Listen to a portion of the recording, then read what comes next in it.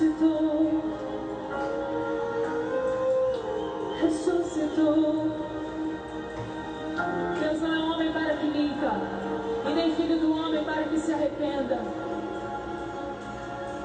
Ele é poderoso, Ele tem boca e fala, Ele tem mãos e toca, Ele tem olhos e vê. A morte não deteve, Jesus ressuscitou, e por isso Ele pode te ouvir hoje mesmo, meu querido, minha querida. Por isso feche os seus olhos e glorifique intencionalmente o nome do Senhor Jesus nesse lugar. Oh, aleluia, aleluia. Olá, gente, boa noite. Boa noite, sejam bem-vindos. Essa live hoje é bem... Tô com meu coração aqui, né? Eu acho que eu sempre falo isso, né, gente? Mas hoje eu tô com meu coração apertadinho. Hoje é a última live, né, da nossa temporada Descobrindo o Propósito. E aí a gente vai dar uma pausa. Vamos estar voltando, só com um novo horário. E aí eu vou estar definindo direitinho para estar passando aqui para vocês no Instagram, nos stories, no zap, enfim. Vai chegar a informação. Eu só preciso realmente definir aí a agenda, como é que vai ficar, para que a gente volte com as nossas lives. Eu já tenho uma convidada muito especial, uma mulher que eu admiro demais. Trabalhei com ela. E aí eu tentando, né, porque também é uma pessoa bem ocupada, consegui. Ela se colocou, se propôs a estar conosco aqui na próxima temporada. Então eu quero agradecer mais uma vez vocês estarem aqui comigo. Quero dizer que ainda não assina meu canal lá no YouTube, por favor, vai lá, Mentoria Carla Dias, e assina. As lives agora, todas elas, quando eu termino aqui, eu já salvo ela e depois a gente coloca lá no YouTube para que você que não tem disponibilidade de estar aqui com a gente possa assistir ela na íntegra lá no YouTube, tá? Eu vou falar um pouquinho de quem é a psicóloga, né, Luana. A Luana, gente, eu conheço a Luana, vou revelar aqui, né, minha idade. Não tem problema nenhum com isso, é só uma brincadeira. Mas eu conheço a Luana há mais de 15 anos. O meu filho mais velho, que tem 22, eu acredito que ele devia de ter uns 3, 4 anos quando eu conheci Luana. Vou contar aqui um pouquinho da história da Luana. E como eu sempre digo, né, eu falo sempre isso nas lives, que todas as pessoas que participaram aqui comigo nessa temporada, de alguma forma me chamaram a atenção pela mudança de atitude, por ser protagonista da história delas, cada um no seu perfil, cada um no seu trabalho, mas eu vi ali algo para poder agregar aqui a gente, porque o intuito, né, do meu Instagram é transbordar na vida das pessoas e ver que são pessoas comuns, igual a nós, igual a vocês, mas que de alguma forma buscaram viver seu propósito, buscaram e buscam até hoje ser relevante na vida de outros. Então a Luana eu conheci mais ou menos, né, há 15 anos atrás. Luana veio estar comigo e eu tive a missão de estar ali discipulando a Luana, ou mentoreando, como a gente hoje usa, né? Mas não deixa de ser um discipulado, um cuidado. E eu lembro que na época eu fiquei muito, assim, preocupada do que eu iria apresentar para aquela jovem. Na época eram muitas meninas, né, muitas jovens com muitas incertezas, com muitas perguntas, né?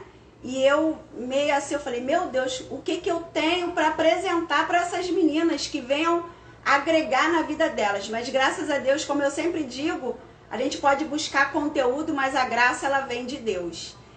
E aí Luana ficou um bom tempo comigo, um período grande, eu ali acompanhando a vida da Luana, o crescimento dela. Mas depois de algum tempo a gente foi para outros caminhos, mas sempre ali perto, né, se falando, uma sabendo da vida da outra. E ano passado eu acho que eu encontrei Luana, não sei se foi ano passado ou retrasado. A gente se encontrou na rua e foi muito lindo, foi uma emoção assim, grande, ela me abraçando, ela falou tanta coisa pra mim, assim, gente, que eu fiquei assim, eu falei, meu Deus, como é bom, né? E hoje eu recapitulando, eu lembrei de um episódio que marcou a minha vida. Eu já não estava mais ali cuidando da vida dela, mas eu lembro que ela me mandou uma mensagem me pedindo socorro, não sei nem se ela vai lembrar disso. E ela trabalhava numa clínica lá na Tijuca. Eu nem lembro onde eu trabalhava, mas não tinha nada a ver com Tijuca. Mas eu falei, que horas você sai? Ela falou o horário que ela saía. Eu falei assim, tá, então a gente vai se encontrar na praça, porque ela precisava daquele socorro, daquela ajuda, daquela mão naquele momento. E eu fui pra lá e a gente se abraçou também. E aquilo ali marcou muito a minha vida. Então, assim, hoje o que eu faço aqui, a mentoria, as palestras, nada mais é do que uma continuidade daquilo que eu sempre fiz. O que eu falei uma vez quando eu aqui, né, passei o que eu estava, conforme foi a minha transformação, eu falei, gente, eu sempre fiz isso na vida. E lá atrás, assim, aí eu venho trazendo a memória, né, então nada mais é do que estar aqui, né, cumprindo o propósito da minha vida aqui na Terra, daquilo que Deus me chamou. E hoje essa jovem que eu conheci há anos atrás, e não deixa de ser jovem, continua sendo jovem, linda, é uma psicóloga e assim, com muito orgulho, com muita alegria no meu coração, eu posso dizer que eu tive uma parcelinha de contribuição lá atrás, né, para que hoje ela tivesse ali a formação dela. E é isso, então hoje nós vamos falar de um tema, eu considero um tema bem delicado. Inclusive hoje eu estudando, eu fiquei o dia inteiro estudando, na verdade eu já estava estudando, mas hoje eu me levei aqui, né, tá aqui no meu cantinho. E as perguntas me deixaram muito impactadas, porque quando eu li as perguntas eu me coloquei no lugar de quem fez as perguntas, né? E eu vou dizer que foi algo muito impactante. Eu posso dizer que foi algo extraordinário, porque ali eu me remeti e me coloquei, né? A inteligência emocional fala disso, de empatia, você se colocar no lugar do outro. E ali eu falei, Jesus, que responsabilidade. Então, Luana, mais uma vez, minha querida, seja bem-vinda. Obrigada mais uma vez. A Luana tem duas bebês lindas, né? Uma é maiorzinha, mas a outra é menor. E tá aqui se disponibilizando a estar passando o conhecimento dela conosco. Mais uma vez, obrigado pela sua disponibilidade e por estar aqui esclarecendo. Eu tenho certeza que vai esclarecer muitas dúvidas e muitos pontos de interrogações que há na mente humana. A mente humana é algo extraordinário que só Deus mesmo para poder ir lá dentro. A gente busca estratégias, conhecimento, mas lá dentro quem pode entrar e no nosso coração só Deus. Então, Luana, seja bem-vinda mais uma vez e vai, toca daí, que eu vou te chamar aqui, vou dividir a tela com ela. Então, só aguardem um pouquinho. Apareceu já.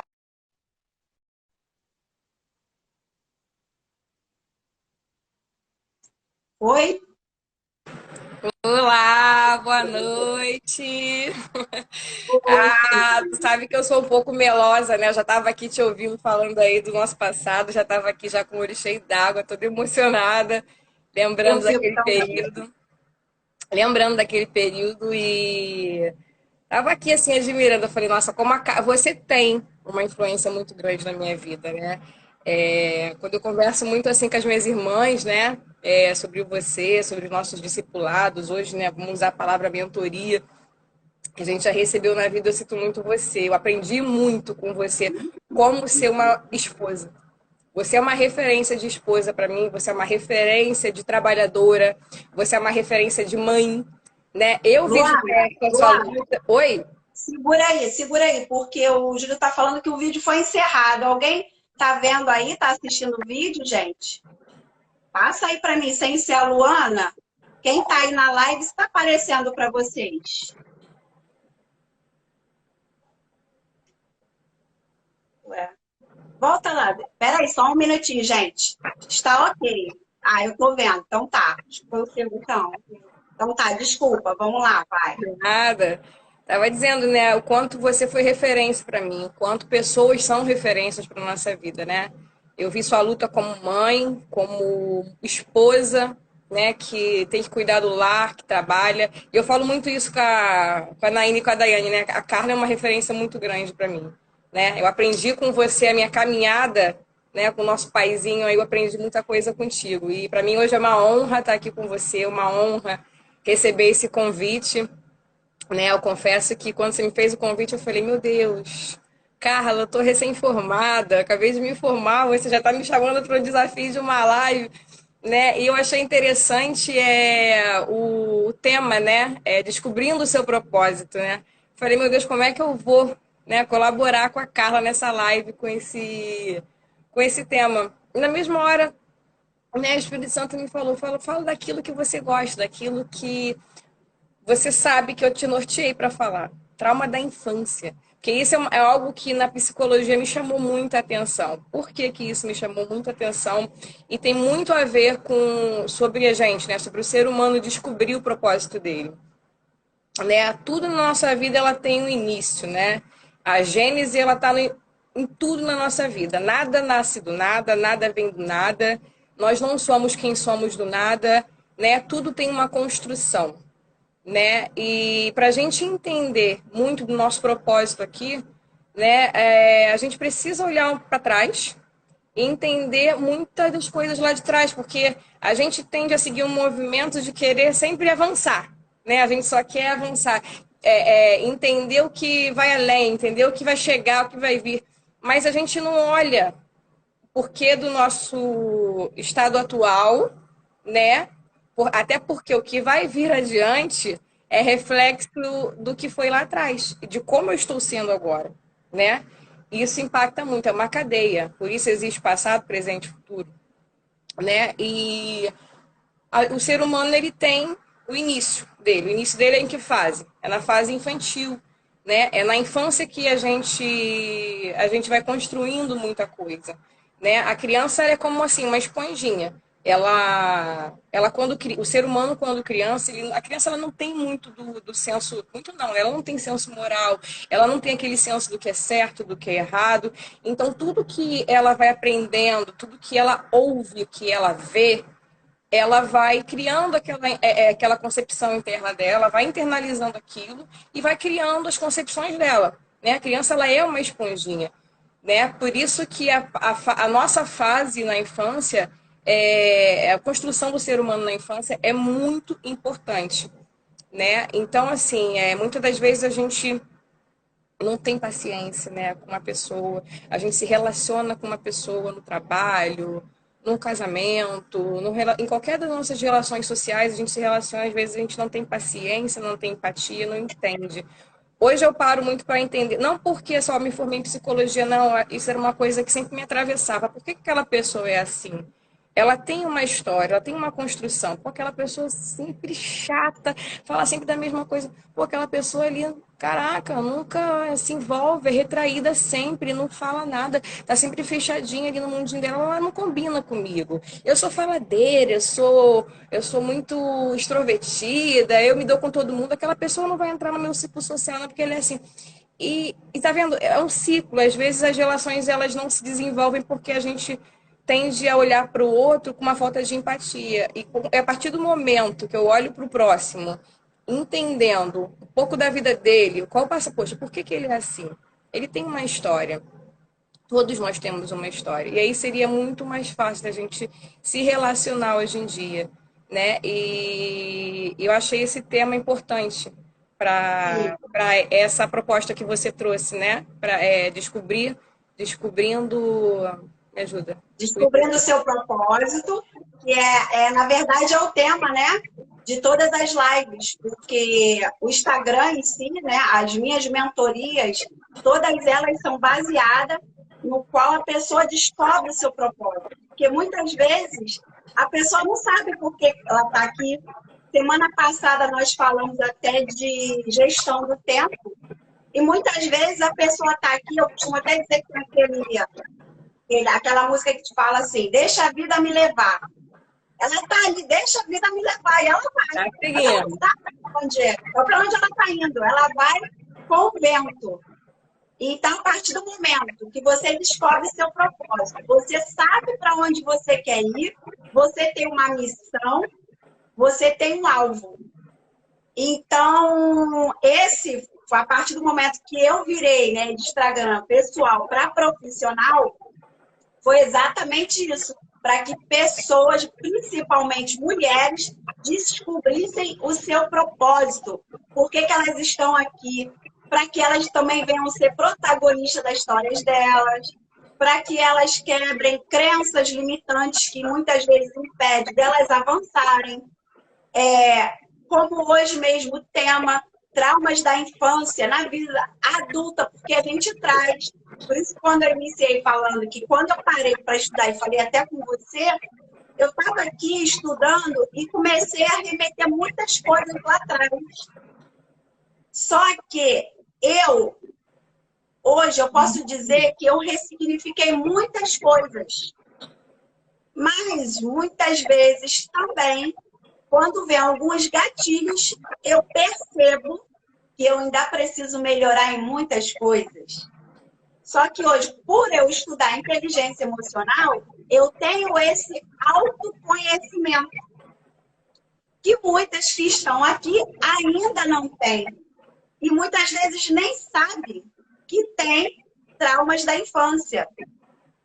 Entende? Então, assim, a cada live, a cada abordagem que eu estou fazendo, vai sendo linkada uma na outra, para que realmente esse propósito seja cumprido, não é aleatório, para que realmente em cada etapa, porque o que a gente vai abordar aqui, não é que, eu sempre falo isso, semana passada também eu falei, não é que hoje você está assistindo a live, amanhã você mudou, não é isso, gente. Na verdade, é uma construção que você vai fazendo. A partir do momento que você vai estudando, você vai aprendendo, porque não deixa de ser uma live de estudo, porque aqui a gente está aprendendo umas com as outras. E a partir do momento que você vai linkando uma coisa na outra, você começa a se organizar para que realmente você venha colocar em prática tudo aquilo que está sendo falado. Então, esse tema, eu considero, eu até falei isso nos stories, um dos temas mais importantes que eu já falei, porque realmente mexeu muito comigo. No finalzinho, eu vou passar para vocês perguntas que foram feitas, e eu tenho certeza que depois, até quando for para o YouTube, pessoas venham assistir, vai mexer, porque, gente, como você já falou aí, a gente muitas vezes não conhece a história das pessoas, não sabe o porquê que ela passa, certas atitudes que ela tem, certos comportamentos, e por não nos colocarmos no lugar do outro, porque a empatia, a gente simplesmente ignora. Muito chato, como você falou, é chatinha essa pessoa, aí você sai de perto. Aí você não procura se colocar no lugar. Será porque ela tem esse comportamento? O que desencadeou? Quais são as chaves que ela precisa virar para mudar? E aí você, como uma psicóloga, que é hoje, que eu não sou psicóloga, mas eu acho que eu tenho uma experiência de vida, e como eu sempre falo, a graça de Deus me faz entender, ter essa percepção, que eu consigo olhar para as pessoas e a olhar assim, eu falo, tem alguma coisa aí que precisa de uma mãozinha, um abraço, vamos lá na Tijuca, pego o ônibus, condição cheia, sai de um lugar que não tem nada a ver com o outro, mas eu vou lá, porque isso vai transbordar na minha vida, para que hoje você estivesse aqui, né, dando essa live, e através de outras, porque eu tenho certeza que todas as mulheres que participam da live, até homens também, porque não são homens, estão tendo as vidas transformadas. Tem pessoas aqui que participam desde que eu comecei. Isso é muito bom, porque eu não estou fazendo para mim, eu faço para a glória de Deus e faço para que realmente a mensagem chegue até a cada uma de vocês. Então, eu vou começar aqui com uma pergunta, que eu não é a pergunta lá do Instagram, dos seguidores, mas é uma pergunta para você poder desenvolver aí. Sentimento de rejeição pode ser um trauma de infância? Deixa eu só perguntar, vocês estão escutando um barulhinho aí? Meio que, ou não? Tá bom o som?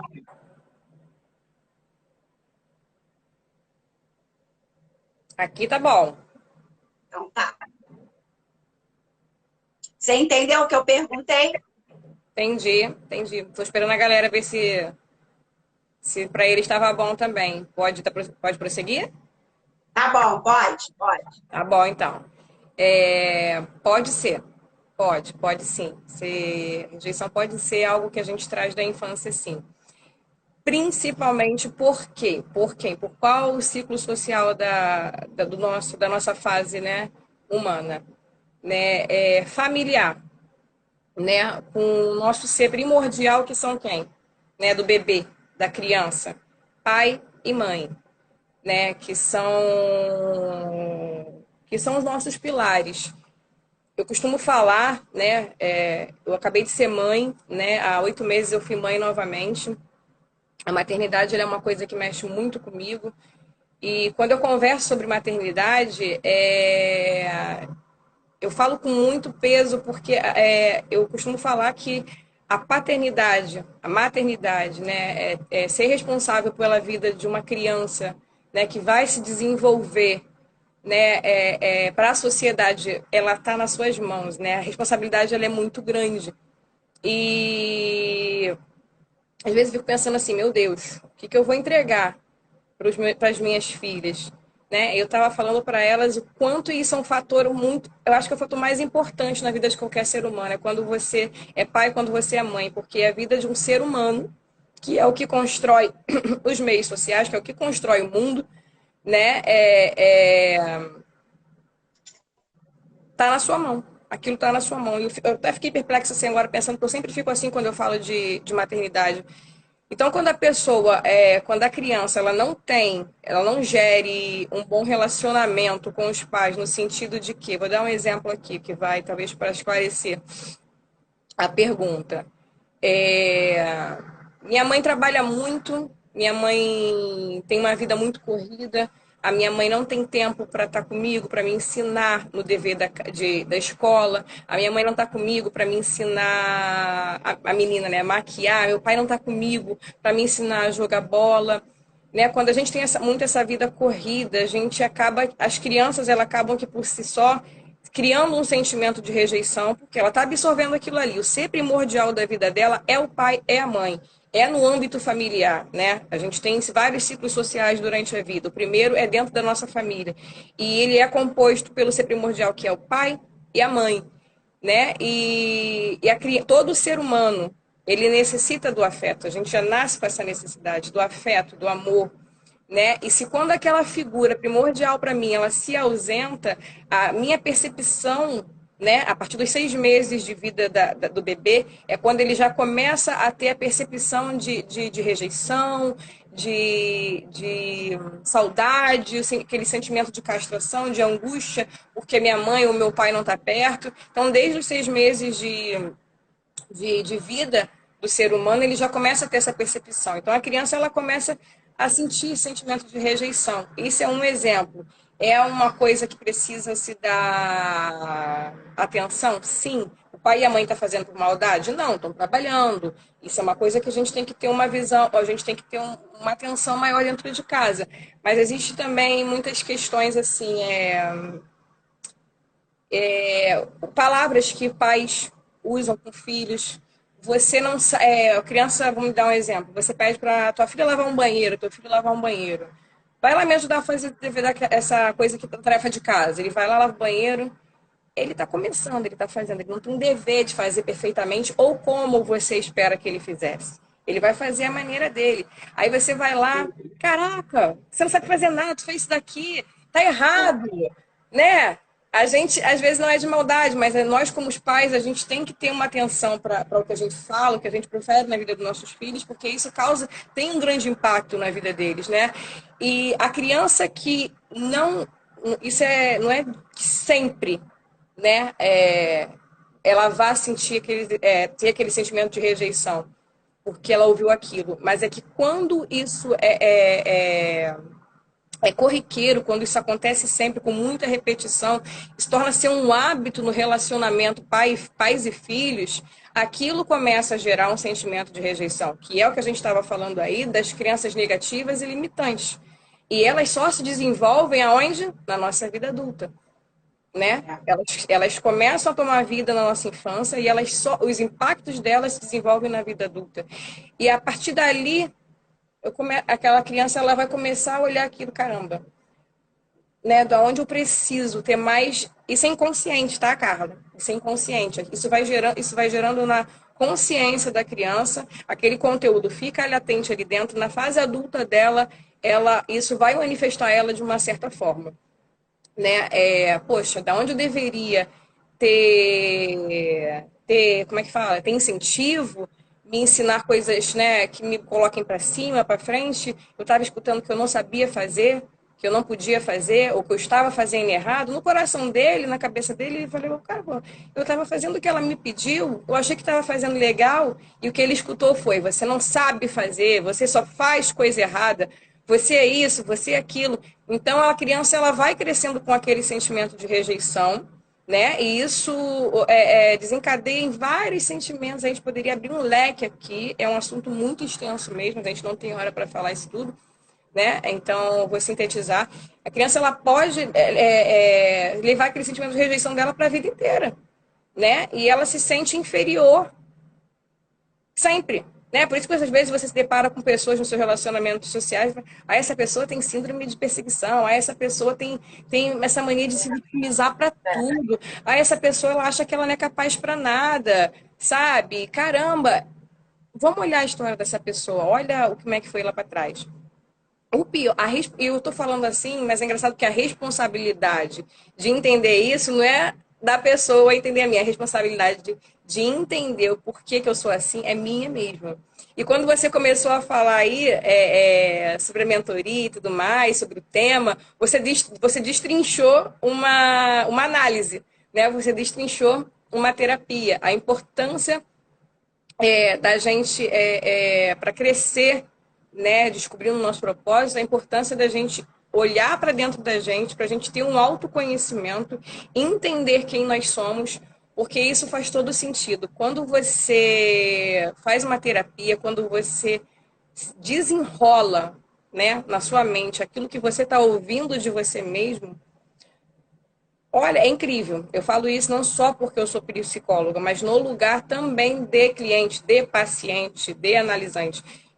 Porque eu também faço terapia. E quando eu comecei a me ouvir, né, a olhar para as minhas questões, aquilo deu um start total na minha vida. Eu falei assim, caraca, uma terapia é maravilhosa, porque quando eu tô me entendendo, eu tô sabendo quem a Luana é, eu tô me conhecendo, caraca, que interessante isso. Eu começo a tirar responsabilidade que eu vou falar por mim, eu tirei responsabilidades de pessoas que era minha, sabe? Eu comecei a viver com mais clareza de quem eu era, com mais clareza do que eu estava fazendo, de quem eu era no meu trabalho, de quem eu era para o meu relacionamento, de quem eu era para minha família, para as minhas filhas. Eu falei, caramba, eu precisava me ouvir, eu precisava me conhecer.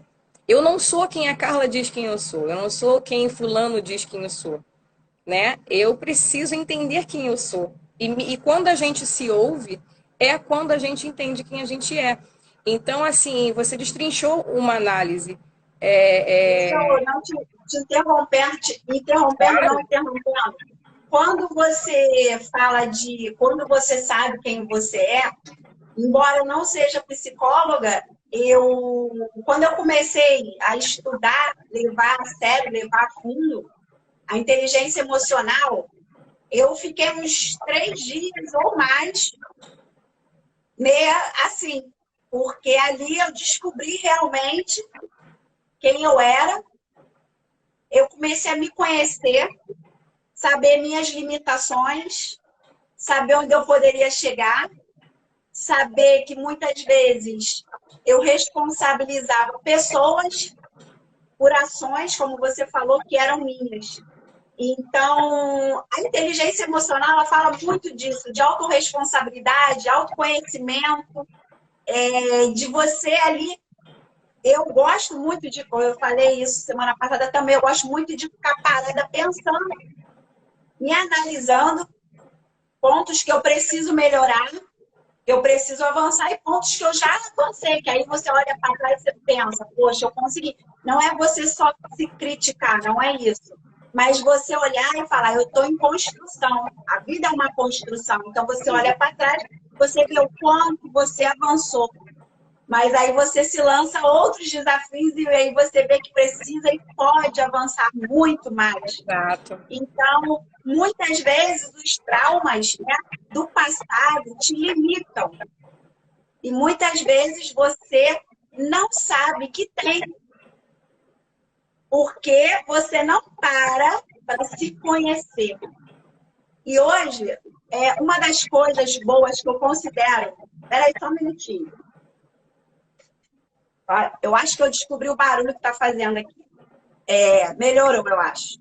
Então, eu costumo dizer que a pandemia... Hoje eu até conversei com uma amiga, não sei se ela está aí na live, lá na academia,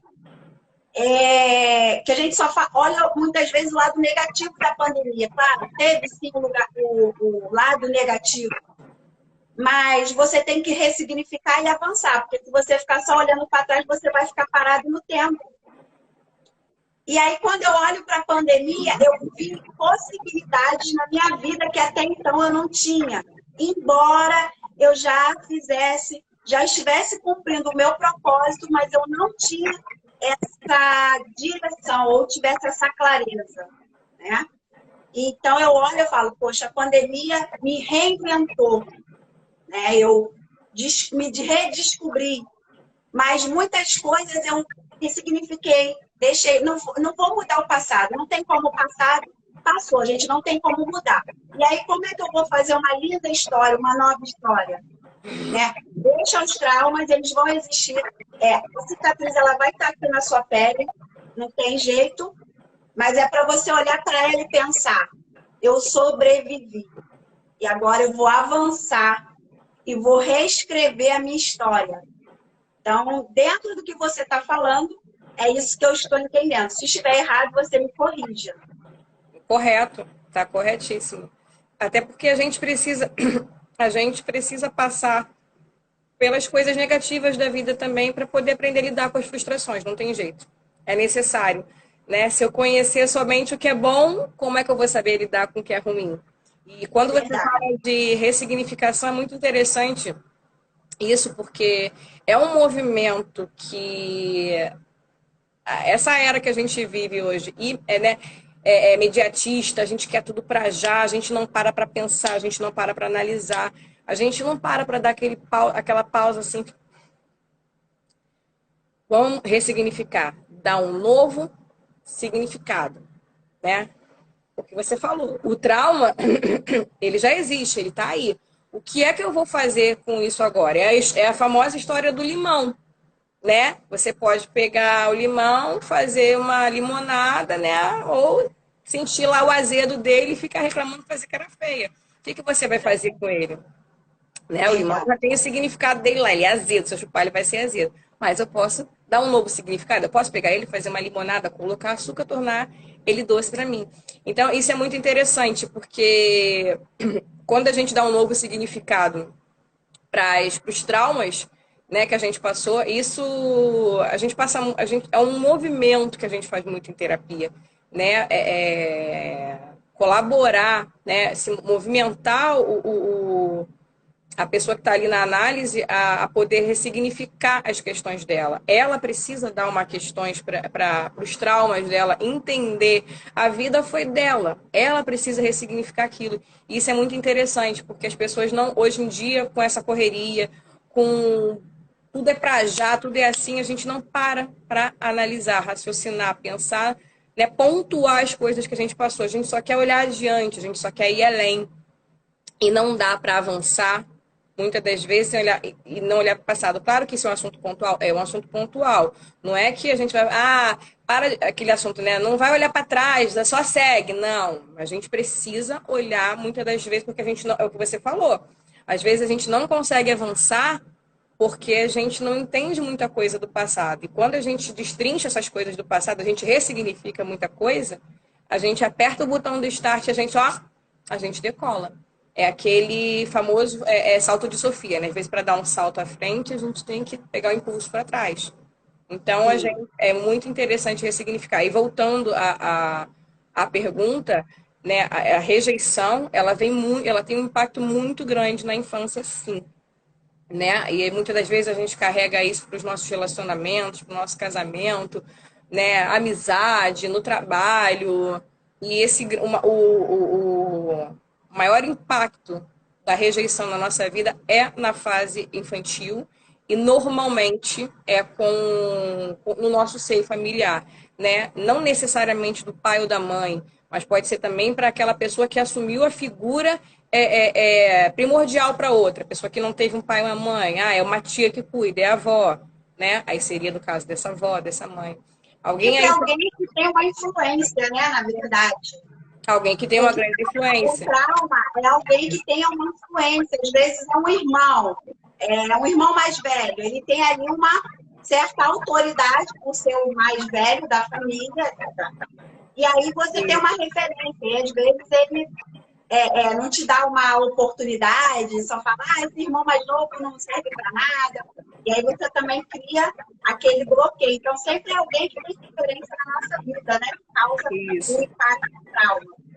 A gente está falando aqui de trauma também, mas é bom a gente frisar, né, que trauma a gente costuma muito falar assim, eu causei trauma daquilo ali.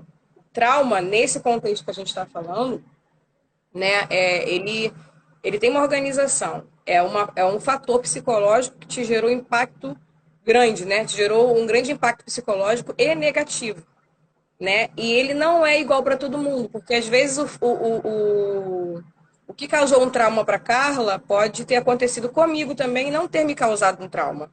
Por quê? Porque nós somos subjetivos. O ser humano, ele é subjetivo. É um ser que precisa de todo um olhar especial para lidar e para ser tratado, porque nós não somos iguais, somos singulares, né? Sim. Temos uma digital, somos uma pessoa única. E é muito importante a gente entender também a questão do trauma, porque às vezes a gente trata o trauma como qualquer...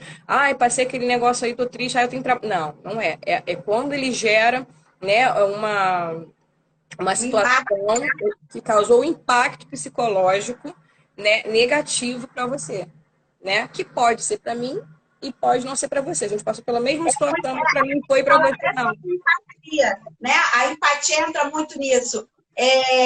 Muitas vezes, aquilo que para mim foi de boa, foi normal, não teve problema nenhum, para você já gerou um transtorno, uma tristeza, um grau de inferioridade, né? Então, a empatia, hoje, ela é muito importante. Porque quando você se coloca no lugar do outro, você entende que, como você falou, somos indivíduos diferentes uns dos outros. Eu costumo dizer, eu tenho 2 filhos, você tem 2 filhas, são totalmente diferentes, embora a criação seja a mesma, cada um vai ter uma forma de receber, de repente, uma correção. Eu aqui em casa, eu vejo que se eu falo de uma forma, às vezes, mais incisiva, a mais nova, muitas vezes está nela, e o mais velho, embora seja bem mais velho, ele já fica impactado. Então, eu tenho que saber o quê? A forma que eu falo com um com o outro. Porque são diferentes, embora sejam filhos do mesmo pai, da mesma mãe, são diferentes. Então, é aí que a gente tem que ter essa percepção e, às vezes, que nós, comuns, eu já muitas vezes fiz isso, o que é bobagem para mim, para o meu colega, é algo importante. Então, a gente não pode desprezar nada, que a gente tem que estar muito atento ao que a gente fala, a forma que a gente se comporta, para que a gente não gere mais transtornos na vida do outro, né? Exatamente. Outro fator, você está falando aí, de dar atenção, né, diferenciada para os nossos filhos, não porque a gente gosta mais de um de outro, mas por entender que cada um tem uma maneira e eu preciso ter essa sensibilidade e cuidar de cada um da maneira com qual ele é, né? Eu estava aqui pensando, né, que muitas crianças, isso é muito corriqueiro, Carla. Isso a gente ouve muito em clínica, isso chega muito pra gente em clínica, ainda sobre o assunto da rejeição, né, sobre pais lançam tantas palavras de rejeição sobre a vida da criança, bullying. Bullying é um assunto muito importante no trauma infantil e que o ser humano, a gente leva para a vida adulta. Se não, a gente não tratar isso em terapia, né, com autoconhecimento, a gente vai ter movimentos repetitivos com a questão do bullying a vida inteira. E muito me pasma que crianças passam muito com isso dentro de casa, ouvindo isso dos pais, né? São pais que às vezes fazem Comparação. comparações com os filhos, né? Não só os pais, mas os tios, os avós, né? Às vezes irmãos, porque um se conecta mais com o outro, tem uma conexão maior com o outro. Aquele é assim, aquele é assado, diminui tanto o outro e a criança. Eu já vi pacientes falando isso no momento de falar dessa comparação, chorar, você vê a angústia que isso gera. Né, hoje é adulto, imagina como isso não gera uma angústia. Para ele externar isso em consultório, né, chorando, é porque ele traz essa angústia com ele desde a infância. Porque eu ouvia minha mãe falar dessa forma, o meu irmão falava dessa forma, a minha avó falava dessa forma comigo, me colocava para baixo, eu era assim. E isso bullying é uma coisa que os próprios pais, o próprio meio familiar, às vezes faz muito com a criança e não se dá conta. Às vezes a gente banaliza muito isso. Isso é bobeira. Tem que estar pronto para a zoação. Não, gente, não tem que estar pronto para a zoação. Porque se a gente praticar da empatia, nenhum de nós fomos formados para escutar alguém falando mal da gente. Né? A gente não gosta. Vamos ser demagogo. Eu gosto. Vai falar mal de mim. Não, não gosta. Por mais que eu saiba que eu tenho um defeito, eu saber é diferente. Outra pessoa usar esse defeito, né, seja ele físico ou comportamental, né, ou de pensamento, enfim, ideológico, ela vir falar para mim já vai ter um impacto diferente. Dependendo de como é a fala dela, machuca. E quando isso é posto como bullying, isso gera uma rejeição, um sentimento de rejeição muito grande. Isso é uma coisa muito corriqueira. Isso acontece demais no meio familiar. Então, assim, é uma coisa, né, que a gente está falando aqui nessa live. Às vezes eu gostaria de botar um cartaz assim para o mundo: pais, mães, não façam bullying com seus próprios filhos. A gente precisa aprender, né? Na verdade, a gente precisa aprender. O que você está falando é uma coisa muito séria. E existe mesmo. A Ilma, que é minha irmã, ela colocou: vivi muito isso na minha infância, é verdade. É o grau comparativo. Porque fulano é mais simpática e minha irmã era sempre mais introspectiva e eu sempre falante. Então, existia um grau de comparação que não deixa de ser bullying, né? E a gente vê que isso é muito comum na família e se a gente não estiver atento, acaba que a criança ela vai trazendo isso na fase adulta e até ela acaba, às vezes, se comparando com o outro. E foi uma outra live que nós fizemos, nós falamos disso, sobre o grau comparativo. É algo muito sério, porque cada um é de um jeito. Eu sou falante, eu gosto de conversar, eu estou num lugar, mas eu também tenho minhas dificuldades, que às vezes não estão ali à mostra, assim, para que as pessoas percebam. Mas eu tenho. Então, se a gente não estiver atento a esses pequenos detalhes, mas que vai fazer uma diferença muito grande na vida do outro, a gente acaba cometendo erros que muitas vezes a gente julga. Porque nós, seres humanos, a gente gosta muito de julgar, né? E o que fica muito como é que eu posso dizer assim, visível é a escola, porque na escola fazem bullying. Mas, às vezes, dentro de casa, a própria família, o seu cabelo é ruim, é duro, né? E o dela não, e o dela é bom. Tem muito isso. Eu passei muito isso, gente, porque o meu cabelo né, afro, nem sei como fala, duro mesmo, enfim. E o da minha irmã não é, embora seja pai e mãe, mas não é. E aí ele falava, o cabelo da Ilma parece de Índia, mas o meu, misericórdia. Tem muito disso, né? Tem muito disso. Só que graças a Deus, que eu falei, eu ressignifiquei, não levo essas coisas. Existe lá, fico lá e eu vou seguir minha vida. Mas nem todo mundo é igual a mim. Então, tem pessoas que vão trazer aquilo, vão guardar e não vão ter coragem de se expor. Tem muita gente que pode estar assistindo aquela live, que está lembrando de muitas coisas, mas não tem coragem de falar. Guarda para ela, tem vergonha de pensar, o que vão pensar de mim? Eu estou com uma certa idade, eu já passei dos 30, dos 20, vão falar, que bobeira. Gente, não tem isso, não tem idade, não tem tempo. Na verdade, o que nós estamos falando aqui é que é sempre tempo de você avançar, de você mudar a sua história, de você viver, ser protagonista da sua vida, de ressignificar, assim como a Luana falou, sempre há tempo. A gente não pode pensar e deixar que palavras negativas venham nos paralisar. Se aquilo te incomodou, você se coloque. Não estou dizendo para você ser agressivo, brigar com ninguém, não é nada disso. Mas muitas vezes a gente também não se coloca, a gente não se impõe, a gente não se deixa colocar de uma forma que as pessoas respeitem a gente. Eu recebi, Luana, em cima disso, uma mensagem de uma aluna falando que ela estava sendo desrespeitada no trabalho. Eu falei para ela, você já se colocou? Você já se impôs? Aí, é meu chefe. Sim, ele é seu chefe, mas você é uma pessoa, você tem que se colocar. Porque para você ser respeitado, você tem que se fazer respeitar.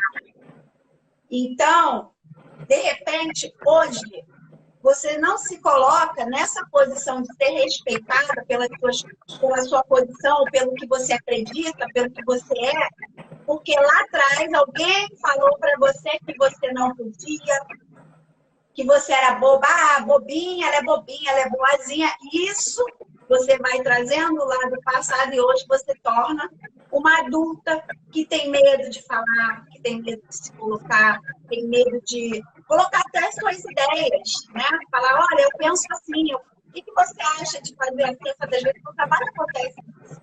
E você pensa, aí é uma outra live, uma outra história, que aí vem os sabotadores, né? Fala isso não, que eles não vão gostar.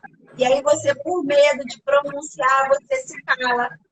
E aí você não avança, porque lá atrás, pode ter sido o pai, a mãe, o irmão, o tio, não sei, alguém que tinha uma influência na sua vida, falou que você não seria capaz. Eu, antes de você finalizar, Luana, eu queria contar uma história, uma pequena história minha, e até mandar as perguntas aí que o pessoal botou na enquete. Há uns anos atrás, eu não sei quantos anos tenho, acho que deve ter uns 4 ou 5 anos. Para quem não sabe, vou fazer um esforço danado aqui para não ficar emocionada. Eu e minha irmã, que está aí assistindo a live, descobrimos que nós tínhamos mais alguns irmãos, e muitos irmãos. Muitos irmãos.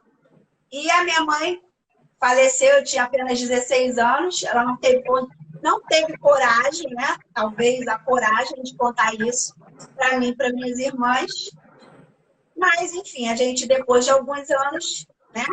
O irmão procurou e tal, chegou até nós, e a minha irmã chegou até mim e contou essa história. Eu estava indo trabalhar, não recebi bem, não gostei, embora, né? Conhecesse o Evangelho, a palavra. Minha irmã botou aqui 2018. Em 2018. Eu não recebi aquilo, não tinha inteligência emocional e fui trabalhar muito perturbada, porque aí você começa a lembrar do passado, muitas coisas que passou, que a minha mãe passou de humilhações.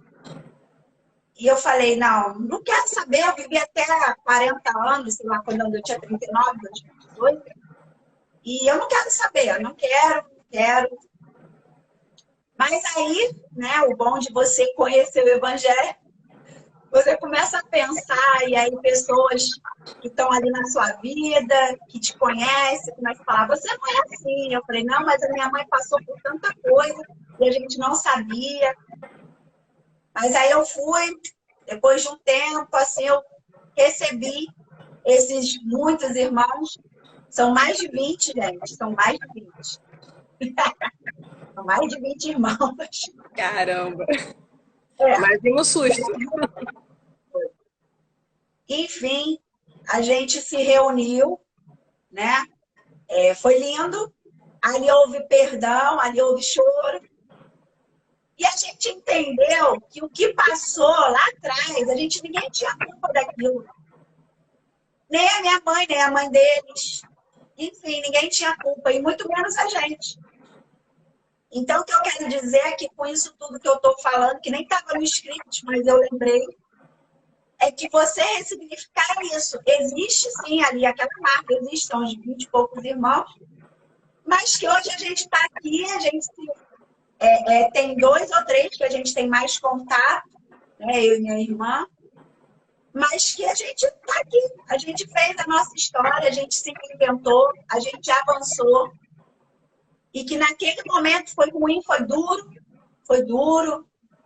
Como é que eu ia falar para meus filhos, olha, vocês receberam diz, o quê? Não foi fácil, gente, não foi fácil para ninguém, nem para eles lá e nem para gente. Mas uma coisa eu posso dizer, e se você quer realmente... Minha irmã está escrevendo alguma coisa, eu não estou conseguindo ler. E a gente ama os nossos irmãos. É verdade. Como que Deus faz uma história linda, gente. Foi algo assim extraordinário. Então, assim, eu vou repetir. Não existe tempo para esses traumas do passado. Você hoje abortar eles. Jogar fora. É uma construção. Foi o que eu falei. Eu recebi na hora. Opa, quero. Rejeitei. Não quero. Mas eu fui processando. Sabe por quê? Não ia fazer mal a eles. Ia fazer mal a mim. E eu ia estar sempre com aquele passado ali me perseguindo. Ó, tá sempre ali. Sempre ali me perseguindo. E aí, se eu quero avançar, se eu quero ser a Carla, eu tenho que mudar. Tenho que viver aquilo e falar, e agora? O que eu vou fazer? Eu escrevi uma coisa aqui,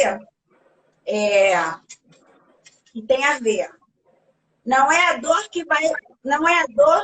que nos muda, mas sim a utilização inteligente dessa dor. A inteligência emocional fala disso. A dor não me mudou. O que mudou foi o que eu fiz com ela.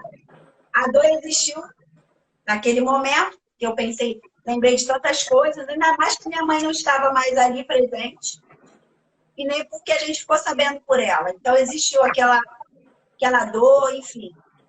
Mas eu pensei, o que eu vou fazer com isso? Eu vou mudar aquele ciclo lá do passado, e hoje tem esses irmãos aqui, eu tenho certeza que tem algumas, eu tenho uma que está aqui sem ser a minha irmã, que eu sempre soube da minha vida inteira, mas tem uma irmã que está aqui, e é isso, a gente mudar a nossa história a partir do momento que a gente tem o autoconhecimento, como a Luana falou, a gente quebra as crenças de que alguém falou que você não poderia ser, que você não vai ser, que passou. Quando eu comecei a estudar, eu ouvi muito isso. Nossa, mas você já tem a sua vida, você já tem a sua história, já tem sua produção. Eu falei, mas eu quero, eu vou buscar e eu estou aqui. Faltam apenas 2 anos, passou muito rápido para eu estar me formando. E lá atrás eu nem imaginei que eu estaria hoje aqui com a Luana, né, minha filhinha querida lá atrás. Eu peguei, cheia de incertezas, e hoje está aqui dando essa aula para gente. E a vida é isso. É o que a gente transforma, né? Com a dor, o que a gente faz. A minha irmã botou ali, Magda. Minha irmã amada, Euzinha. É minha irmã também, gente, dentro desses 20 e poucos irmãos. Minha irmã. Então, é isso que a gente ressignificar, avançar e caminhar e prosseguir, porque é dessa história, dessas histórias reais, que realmente nós transformamos vidas. E aí eu volto lá no início, né, Luana? Descobrindo o seu propósito, afinal de contas, por que estamos aqui? Não é para contar história de carachinha, é para contar histórias reais, da vida real. Aí, Luana, se você quiser falar mais alguma coisa, que eu vou mandar aqui as perguntas. São perguntas. Para a gente só finalizar, né, o que a gente estava falando sobre a primeira pergunta, rejeição, então é isso. Quando a gente carrega essa rejeição, assim, a gente tem os meios sociais. Nosso primeiro meio social é onde? É a nossa família, é a nossa casa. Depois a criança passa para onde? Segundo meio social, ciclo social dela, é a escola. Ali na escola ela vai aprender outras coisas. Depois da escola, trabalho, né, a faculdade, as igrejas, enfim, a nossa vida lá fora. Né? E onde foi o nosso primeiro ciclo social, que é na família, ali é a nossa base. Ali é o nosso alicerce. Por isso que a gente carrega traumas, a gente tem impacto na vida adulta de traumas da infância, quando ele começou lá, no seio da nossa família. Por isso a importância da gente cuidar do que fala, cuidar do que emana para os nossos filhos, né? A gente, como eu falei, que a gente pode abrir um leque aqui na questão da rejeição, só que nós não temos. Eu gostaria de poder falar, a gente não tem tempo para falar sobre isso, porque é um assunto muito importante e muitos pais, muitas famílias não dão a devida atenção para isso, banalizam muito, né? O relacionamento familiar, justamente por causa da intimidade, né? Onde tem intimidade, a gente é gerado muito conflito, né? Porque às vezes a gente não sabe gerir a intimidade quando a gente não tem inteligência emocional, a gente não sabe gerir os graus de intimidade que a gente tem na família e com nossos ciclos sociais. Então, assim, a rejeição, ela é um fator muito grande, né? Como trauma infantil e como o impacto que ela causa na vida adulta. Tem sim, bastante. Justamente por causa, infelizmente, dos papais, né? Ou daquele ser que tem a figura primordial para aquela criança. Verdade. Verdade. Paterna, né? Porque às vezes não se colocam com a responsabilidade devida, né? Muitas vezes a gente sabe, não estou querendo levantar bandeira, não sou feminista, mas muitas vezes as responsabilidades são só da mulher, né? Colocada só para a mulher. Mas quando há esse entendimento do parceiro, essa divisão, eu acho que fica muito mais leve, né? Essa contribuição, na verdade, de estar dividindo as tarefas, as responsabilidades, não fica só com a mãe, aquele peso maior, né? E foi exatamente esse sentimento que eu tive. Quando eu recebi, eu tive esse sentimento de rejeição do meu pai, por ter, né, não ter tido uma família, que na verdade foi feita uma construção, foi contada uma história, que ali foi desmontada, né? Quando veio tudo à tona, mas não foi isso que falaram pra gente. A gente sabia até de algumas coisas, mas muito superficialmente. E ali, quando foi falado tudo, é como se tivesse tido um castelo, né? Desmoronado. Mas, como eu falei, a gente ressignificou e estamos aqui, graças a Deus. Estamos bem, estamos felizes.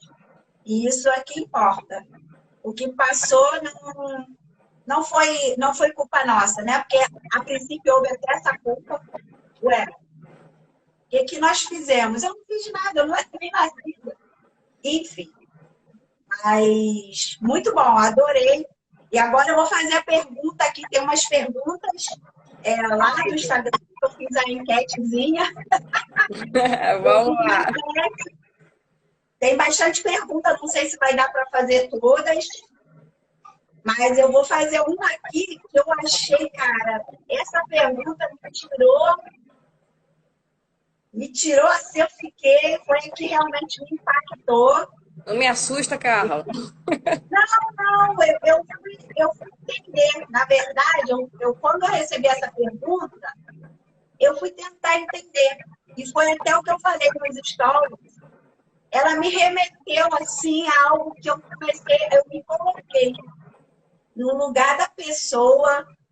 Gente, foi uma coisa, assim, eu vou dizer que impactante no sentido... O que a gente está fazendo aqui, não sei se todos acreditam, eu não estou querendo espiritualizar nada, mas é algo que mexe, gente, muito lá no interior, tá?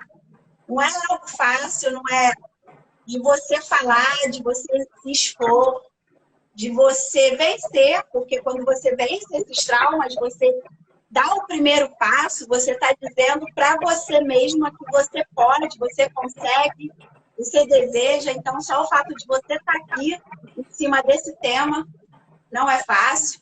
Não é fácil você reconhecer suas dificuldades, seus defeitos, suas limitações, mas aqui ninguém está para julgar ninguém, pelo contrário, a gente quer realmente que você tenha uma mudança. Então, eu considero quem está aqui, está até agora, porque realmente quer, né? Então, essas perguntas mexeram comigo, porque eu começo a me colocar ali e eu vejo que é algo muito mais do que psicologia, inteligência emocional, é espiritual. Porque aquilo te segue, aquilo te martiriza, aquilo fica ali e você muitas vezes fala, meu Deus, por que eu sou assim? E você muitas vezes não sabe por quê. Por falta de conhecimento, a palavra de Deus diz que muitas vezes a gente erra por falta de conhecimento, né? Entre aspas, ignorância, né? Não é que você é ignorante, é por falta de instrução. E o que a gente está fazendo aqui é uma instrução, é um ensino.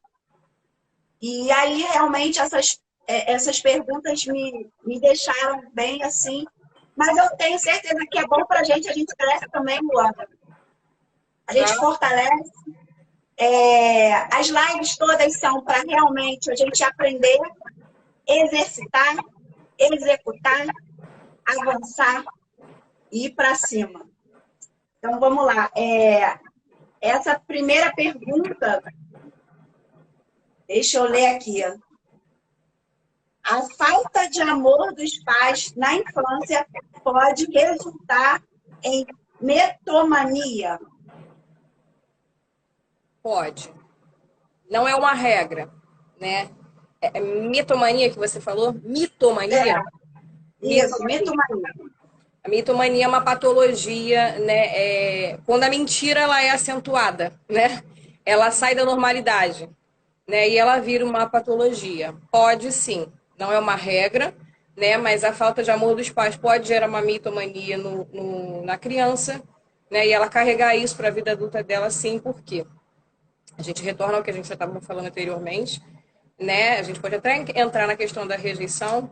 A criança, muitas das vezes, para ela, são uma série de fatores, tá, Carla? Que pode desencadear isso, mas vou buscar o que a gente estava falando já aqui, porque não dá para falar tudo. Vou dar um exemplo. A criança, por ela gerar, né, essa rejeição, ela, de uma certa forma, como ela é dependente do amor, do afeto dos pais dela, ela, em algum momento, ela vai querer chamar a atenção desses pais, né? E, normalmente, quando a mitomania ela entra e ela vira uma patologia, é porque a criança ela acaba saindo da realidade dela, indo para a fantasia. E ela acaba criando aquele mundo fantasioso ali, ela acaba virando uma verdade para ela. Ela mente que aquilo já não causa mais nenhum impacto para ela. Não é igual aquela mentira corriqueira, comumente. Ai, não, eu vou ali, vou comer a lata de leite condensado e vou falar que não fui eu. Porque se eu falar que fui eu, minha mãe vai brigar comigo. Você vai lá e fala pro filho, você comeu. Não, não fui, mas você sabe que é o filho. Ele sabe que você sabe que é ele, mas ele tá fazendo aquilo por uma autodefesa. Isso é muito comum na criança, né? E às vezes a gente fica assim, ele é mentiroso, ele é isso, ele é aquilo. A gente está proferindo que os nossos filhos sejam crianças mentirosas, mas ele tá falando aquilo como uma autodefesa. Isso é uma coisa da criança, da fase. Você não tem, você tem como modelar, né? Instruí-la, filho. Isso é uma mentira. Você precisa falar a verdade para a mamãe, mas você não pode abrir a sua boca e proferir uma maldição para a vida dela. Você é um mentiroso. Ele mente, ela é mentirosa, ela é filho, e reforçar ela com uma punição, batendo e coisa e tal. A gente precisa ter muito cuidado nisso. A mitomania já é diferente. A criança, quando ela quer chamar a atenção dos pais, justamente pela rejeição, ela pode entrar nesse mundo fantasioso, sair da realidade e virar realmente uma patologia, uma doença que ela precisa tratar, né? Precisa entrar em tratamento para poder ela ressignificar o porquê das mentiras, o porquê que as mentiras passaram a ser banais e mentir sem se importar com os efeitos que elas causam, né? A mitomania ela é uma coisa, eu já me relacionei assim, né? Não afetivamente, não, em trabalhos, uma pessoa que sofria disso, e até eu entender que era uma mitomania, eu ficava assim, falei, meu Deus, o que que... Algo me chamou a atenção, eu falei, isso não é normal, porque eu percebi que aquilo passou, ele crê, o mitomaníaco, ele crê naquilo ali facilmente. A rejeição dos pais, ela causa um transtorno, às vezes, tão grande no filho, como forma de chamar a atenção, e quando, às vezes, isso não é corrigido devidamente, né, no seio familiar, ela vira uma patologia e vira uma coisa tão assustadora para quem convive, para quem vê, que ela fica, meu Deus, isso é uma doença. E você pode sentar para o mitomaníaco, conversar com ele e falar, fulano, você está mentindo, tá? É claro, para todo mundo é claro que A e B não se encaixa, que aquilo ali não está se encaixando com isso, mas para ele, ele sabe que aquilo é mentira, mas para ele, na consciência dele, aquela fantasia é a realidade dele. Porque ele Porque, reproduz. na verdade, ele cria, né? Oi? Ele cria uma fantasia e aquilo na mente dele se torna realidade, ele vive aquilo. Ele vive aquilo. Aquilo é a realidade. A fantasia é a realidade dele. E agora, na fase adulta, como a pessoa identificar, né, que ela é uma palavra muito difícil, gente.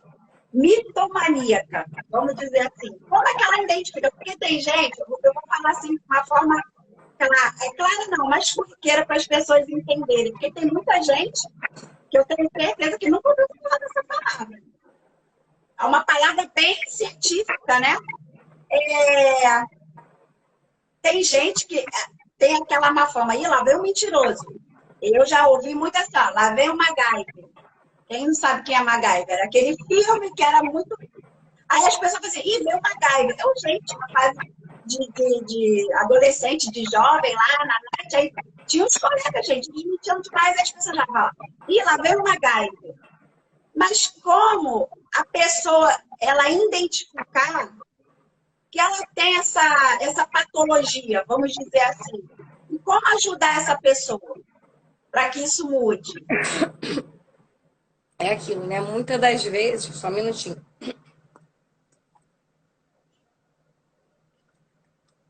Isso é uma coisa, às vezes, que foge de quem quer ajudar. Porque para a pessoa que sofre de mitomania, ela precisa primeiro entender que ela está naquela posição. E isso é muito difícil, porque justamente a fantasia entrou na realidade. A realidade dele é a fantasia, então é muito difícil. Né? Ela vai ter que, né, passar por um movimento de entender que ela está mentindo, né? E fora do normal, para que ela possa até então procurar ajuda. Como é que essa ajuda ela vai ter que ser psicológica, né? Ou nosso paizinho, claro, ele está acima de todas as coisas, entrar ali, intervir, enfim, mas no que está na possibilidade humana, né? Do que a gente pode fazer, indicar, ó, mas é até um pouco delicado entrar nisso, porque ele vai até estranhar. Eu não sou. É muito difícil um mitomaníaco entender que ele é mentiroso. Embora ele saiba que ele é, mas ele não compreende. Porque justamente ele vive numa fantasia. Aquela realidade dele, ele acredita naquilo, ele vive aquilo. E é muito complicado. Uma pessoa dessa consegue ter uma vida normal, casar, ter filhos? Como é que Ela seria? pode até casar se a outra parte entrar na fantasia dele, coisa que não perdura por muito tempo, porque a mentira do mito maníaco ela é absurda. Ela é facilmente perceptível. Você não tem como não entender que aquilo é mentira, porque ele exagera. Ela é exacerbada, ela é assim assustadora e surreal. Se a pessoa entrar, né, na cadeia dele, ela vai se casar, mas a gente sabe que, né, no meio aí do relacionamento as coisas não vão se encaixar, né? Ele possivelmente ele vai ter muita controvérsia e o casamento não vai perdurar. Gente, então assim, é uma vida muito triste, né? É uma vida muito. Porque acaba que é uma pessoa, vamos dizer, até solitária. Sim, Porque ninguém consegue ficar perto de uma pessoa que mente demais. isso é uma consequência do mito maníaco. Ele se isola. Ele costuma É. muito viver isolado, né? Por A isso não que ele ser cria que essa fantasia, né? é difícil, Carla, mas se ele ressignificar em terapias, ou em conversa, de repente só uma conversa com uma pessoa, dá um start nele assim, ele entender por que eu minto, tá? Realmente, eu minto pra caraca. Se algum momento da vida dele ele tiver esse start, eu creio muito que isso somente em terapia. Somente não, né? Somente é muita prepotência, mas eu creio que é muito provável isso em terapia. Se ele dá esse start, ele fizer a primeira pergunta, por que eu minto tanto? Ele já vai ter a consciência de que alguma coisa está errada. Ele vai buscar entender lá atrás o que aconteceu. Lá atrás. E isso pode ter, com certeza, tem cunho familiar. Entendeu? O que a gente vai usar aqui agora pode ser a rejeição. Ele quer chamar a atenção. Essa mentira dele para chamar a atenção dentro de casa não foi adequadamente corrigida. Né? E ele foi crescendo, chamando a atenção daquela forma, com mentira, com mentira, com mentira, até virar uma mitomania. Perdeu o controle. Se ele na vida adulta ressignificar o porquê das mentiras dele, ele vai poder sim entender, fazer o caminho de volta, né? Parar com as mentiras, né? E minimizando e ter uma vida social mais adequada. Minimizar os impactos, né, que causam. Tem Sim. uma outra. Calma aí, que eu agora. Por que os traumas de infância me tornaram uma pessoa retraída? Ser uma pessoa retraída também é um assunto a gente tem aí muito pano para manga, né? Mas eu vou entrar aqui, me surgiu aqui em mente agora. Um dos maiores fatores que causa, né, esse sentimento, essa posição de ser retraído na infância, como trauma na infância, é o abuso sexual. Muitas crianças muitas pessoas que passaram por abuso sexual, isso é um tema muito falado como trauma infantil, né? Coisas que a gente carrega para a vida adulta, o abuso sexual. Muita pessoa que passa por abuso sexual, ela se torna uma pessoa muito retraída, porque ela teve uma coisa que para ela é peculiar e é única, é violada, que é o corpo dela, né? E nós somos seres de linguagem, nós somos seres a gente se comunica, a gente se socializa, a gente se desenvolve através do outro, a minha comunicação contigo, o meu envolvimento contigo, o meu toque, o ser humano ele se desenvolve dessa forma. E principalmente se uma criança ela tem o corpo dela abusado, né,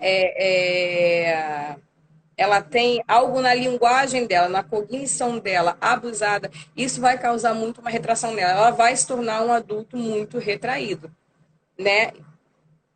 Torno a falar.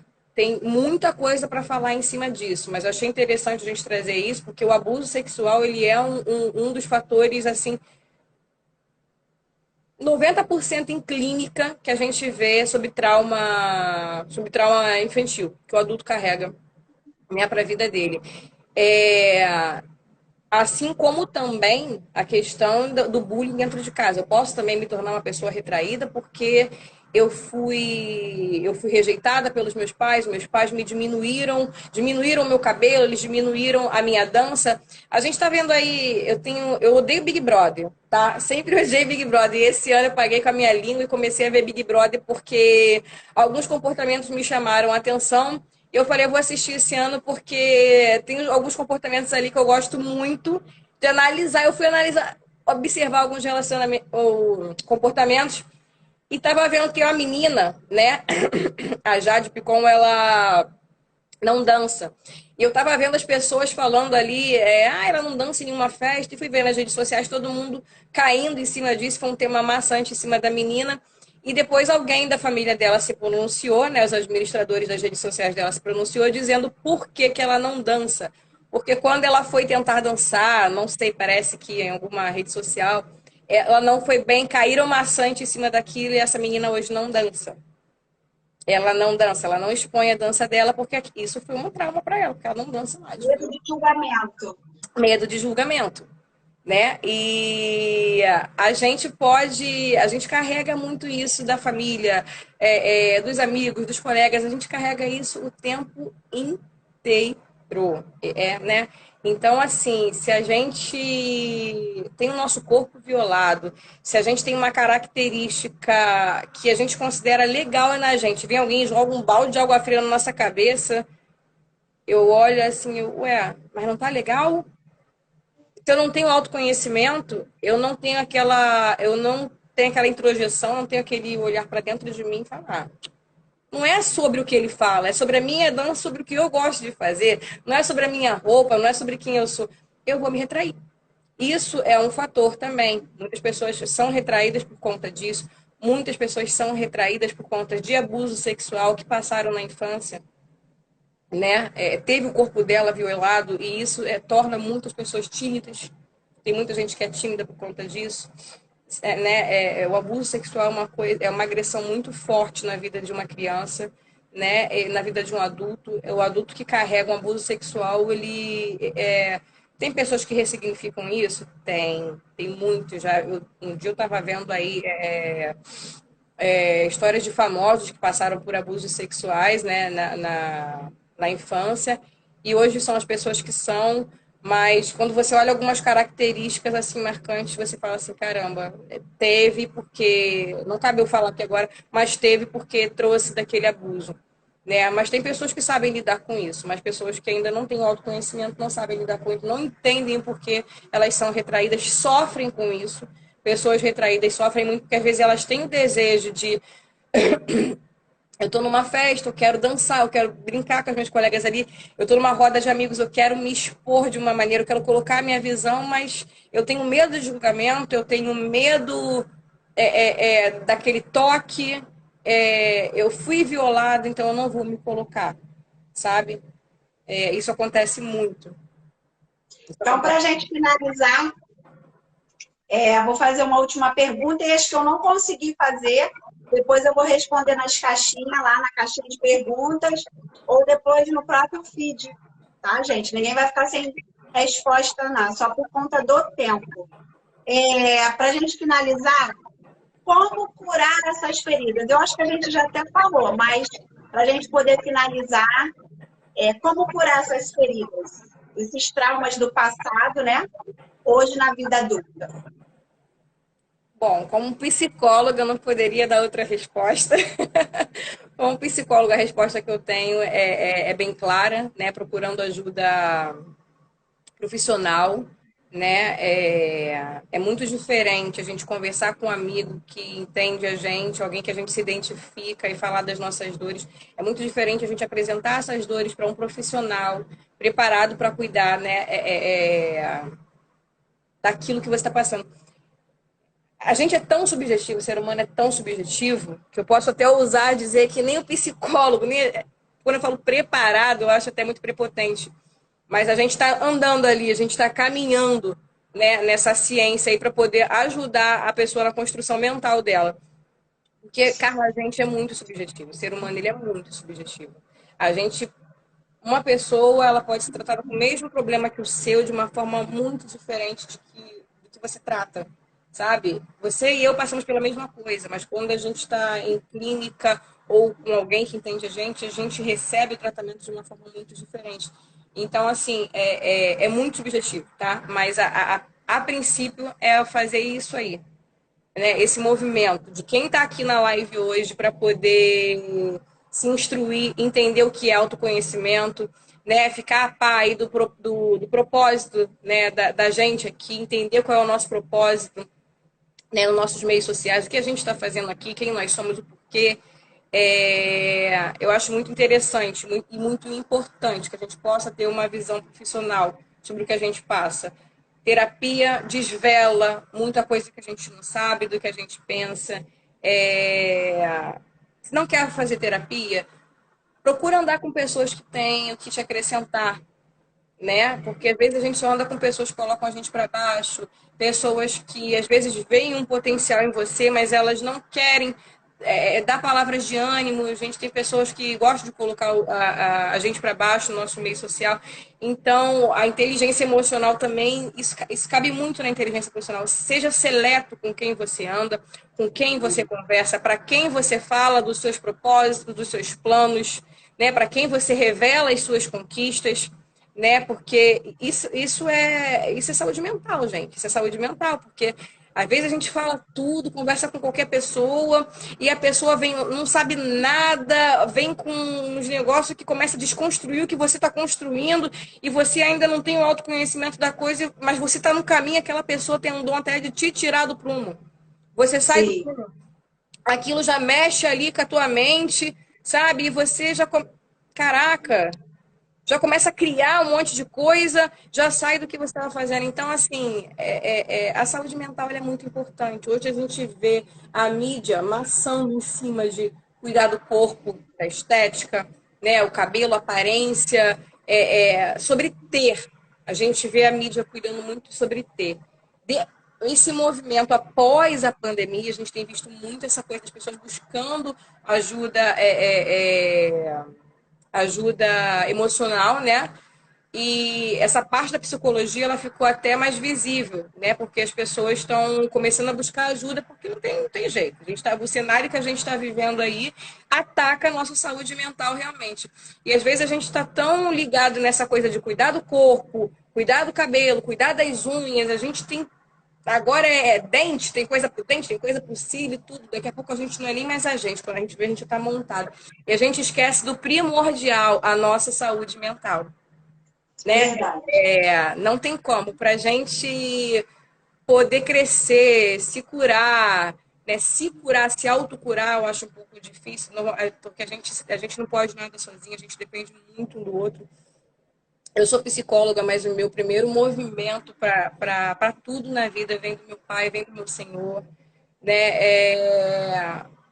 Procurar em Deus, realmente, buscar em Deus é muita coisa, porque a gente não sabe nada, a gente é um grãozinho de areia aqui nesse mundão, nesse vasto mundo, a gente não sabe nada. Se a gente não recorrer, né, se a gente não buscar a ajuda de Deus para entender algumas coisas que a gente quer entender, a gente fica perdido e ajuda, e no que concerne, que é o ser humano, ajuda psicológica, né? Com um profissional, né, que vai poder te auxiliar, te conduzir a entender as suas demandas, as suas dores, né? Você vai começar a desvelar, se autoconhecer em terapia, isso é muito importante. Então, assim, poxa, separa um dinheirinho, eu tô com dinheiro, separa um dinheirinho para tua saúde mental também, porque hoje a gente compra tudo, a gente quer sapato, a gente quer roupa, a gente quer carro, a gente quer ter, mas a gente não se preocupa com o ser. E nós somos aquilo que nós pensamos. A própria palavra do nosso Deus fala isso. Nós somos aquilo que nós pensamos. Então, se a nossa mente, né, se a nossa saúde mental ela não tá boa, todo o resto vai mal. Porque o que que adianta eu ter um bom carro, um bom cabelo, uma boa roupa, e eu não saber me portar, eu não saber me colocar, eu não saber me relacionar, eu sofrer com os meus traumas e não conseguir ressignificá-los, eu não vou ter uma vida saudável. A nossa vida ela vai além do dinheiro, ela vai além do material, ela vai além do que temos. Porque a gente acorda, a gente trabalha para ter, para possuir as coisas, para pagar contas, mas a gente esquece do que somos. E o que nós temos tem moldado aquilo que somos. A nossa busca incessante por ter tem moldado aquilo que somos e a gente não tem percebido isso, né? Se a gente não parar para respirar, fazer o que às vezes eu faço aqui em casa, eu falo, papai, senta aqui comigo. Eu tô indo por um caminho aqui que não é esse, eu tô correndo em prol disso aqui, mas não é isso aqui, não é sobre isso. É sobre isso aqui. Isso aqui precisa estar organizado. Porque se isso aqui não está organizado, esquece o resto. Esquece o resto. né? Então, para finalizar minha fala aqui, na sua pergunta final, é isso. A ajuda que a gente precisa ter é uma ajuda psicológica, de profissionais capacitados para isso, tá? E ainda não pode ou não quer buscar uma ajuda profissional, conversa com pessoas que você tem boas referências, que te coloquem para cima, pessoas que tenham que te acrescentar. Não fale dos seus projetos, dos seus sonhos, dos seus planos para qualquer um. Não absorva palavras negativas. As pessoas, elas não têm poder de ditar quem nós somos, né? Quem diz quem nós somos é o Senhor que diz quem nós somos, e nós com o nosso autoconhecimento, sabendo a nossa identidade, né, em Deus, sabendo o nosso propósito aqui. É isso. Muito bom. Vou cooperar aqui. Na verdade, quem conhece a sua identidade nunca mais será confundido. É isso. Quando você sabe quem você é, ainda que venham aquelas vozes, ainda que venham as distrações, querer te confundir, você não vai se confundir, nem vai ser confundido, porque você sabe quem você é. A Ana está falando aí da gente, né, querer ter, eu quero ter isso, eu quero ter aquilo, eu preciso disso, eu preciso daquilo. Eu lembro quando eu comecei ano passado com a mentoria, muitas pessoas chegaram para mim e falaram assim, eu queria fazer. Eu falei, não, você quer ou queria? Não, eu quero. Então, se você quer, você vai fazer. Ah, mas eu não tenho dinheiro. Aí eu falei, mas tem sim. Tem. Não tem. Tem. Sabe por quê? Quando você prioriza aquilo que é prioridade, isso eu não estou querendo dizer que você tenha que fazer a mentoria comigo, tá, gente? Eu estou dizendo aqui em cima do que a Luana falou. Quando você entende que a sua saúde mental, a sua saúde emocional, ela está acima de qualquer outra coisa, você vai fazer. Mas o que acontece? Muitas vezes, mais ainda com nós mulheres, a gente não prioriza aquilo que é o primordial. E aí a gente começa a priorizar uma unha, quer ter aquela unha, agora está na moda, né? Aquele unhão, que não é barato. Aí quer botar os cílios, como a Luana falou, que também não é barato. Aí você vai juntando, tá?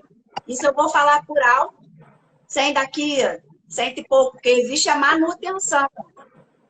Eu não estou querendo dizer, mulher, que você tem que andar feia, não estou falando nada disso.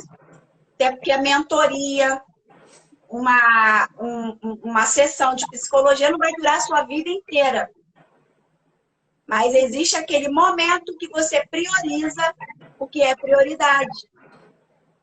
E aí, se você pensar só na estética, no exterior, e você não cuidar do seu interior, eu vou te dizer, você é ousada em dizer que você vai estar sempre nadando e morrendo na praia.